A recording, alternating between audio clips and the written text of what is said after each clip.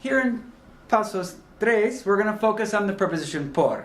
So we'll see some of these examples and try to give them some sort of category that helps us to be able to justify why we choose por or para for certain situations. So for the first example, viajamos por 2 días or hago ejercicio por una hora. This is a length of time. How long something happens, a period of time.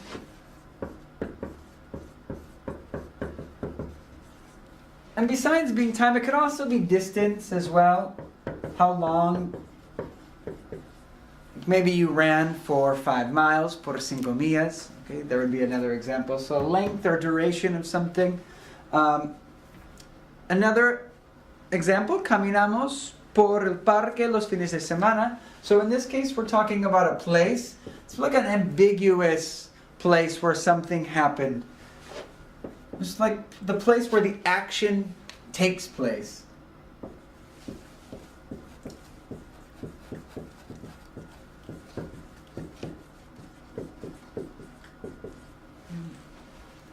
So you walked around the park or through the park. It's sort of this place where you either cross through or you're just sort of situated there ambiguously. Some of the prepositions in English include along or through, around or by. Pasar por el parque, pasar por el río, maybe to go along the river, right? Walk along it. Go through downtown, pasar por el centro, or just head to that that location. Okay, so another example, cambiamos la silla vieja por una nueva. This is the idea of exchange or substitution.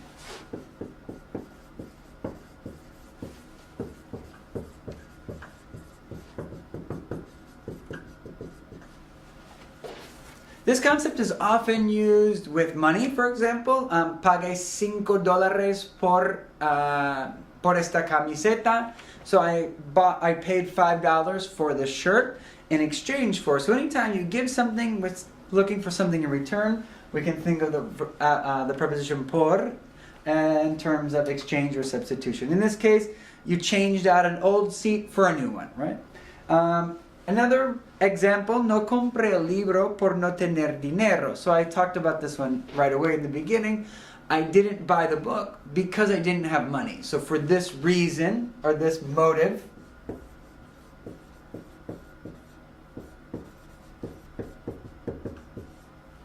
back from the other activity, the idea of cause, right? What caused this to happen?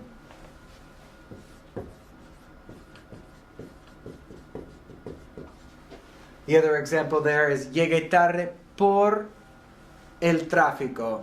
I arrived late. Why? Because of traffic. And then finally, the last two examples, hizo una llamada por teléfono.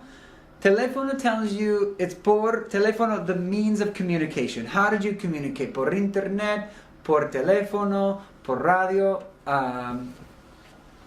What are your ways of communicating? So we can just talk about means of communication.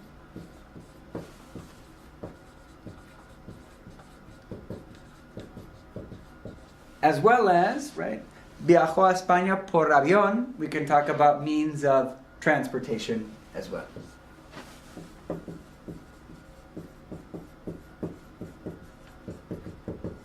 Could be por avión. What other transportation can you think of? Por autobús, por coche.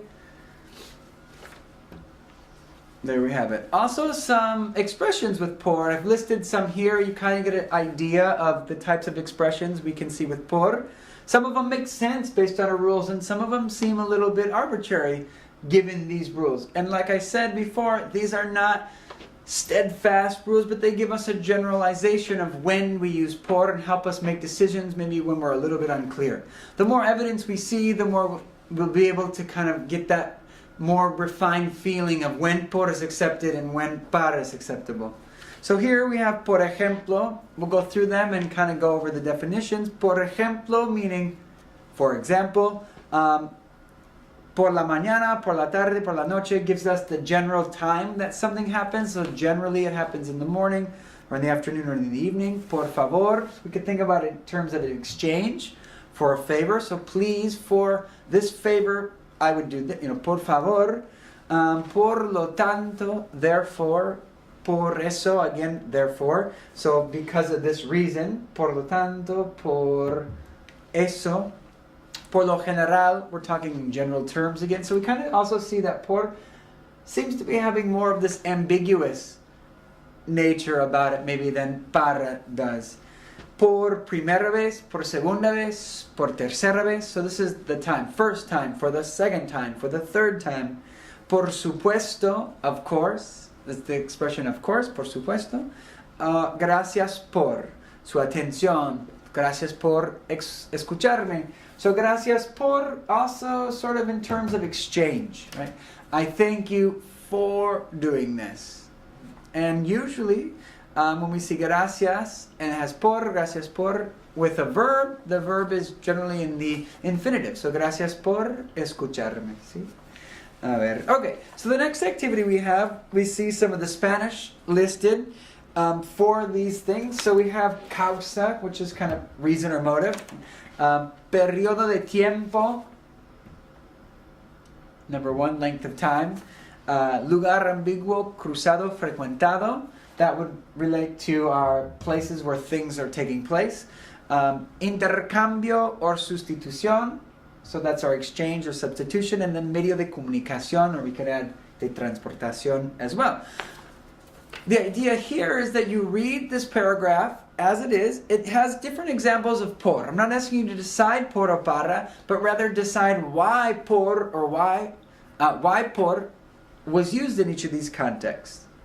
So go ahead, read that, and decide using these examples or your Spanish ones here that you have for you to determine what's the reason, the motive for using por. Can you justify it? Okay, let's see what your answers were and if you came up with the right reasons for why por was used in each of these situations.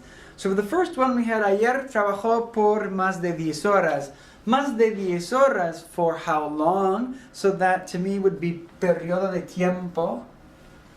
Number two, viajó por su gerente a Washington. Por su gerente. So when he traveled for his manager. In this case, not because his manager had asked him to take this trip and meet these clients, but rather in exchange for. It was that his manager was going to go, but we have to interpret that there was some sort of substitution of people in this case.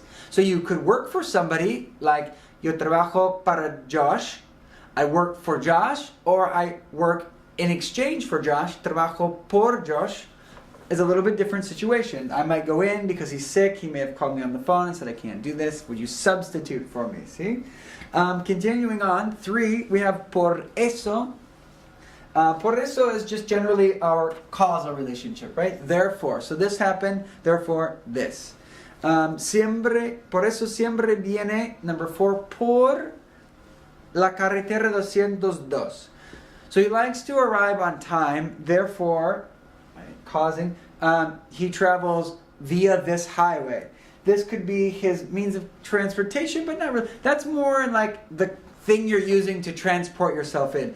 But we could think about it in terms of that space and time that he's traversing, right? That he's crossing through that highway, because it's not as congested as the other highway.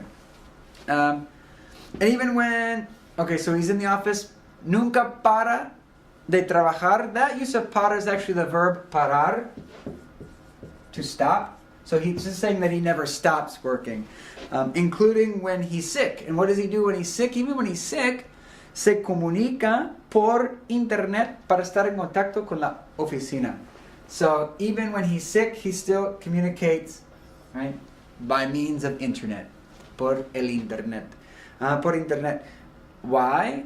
You see para here, an example of the preposition para. This is telling us why he does it, in order to stay in contact with the office.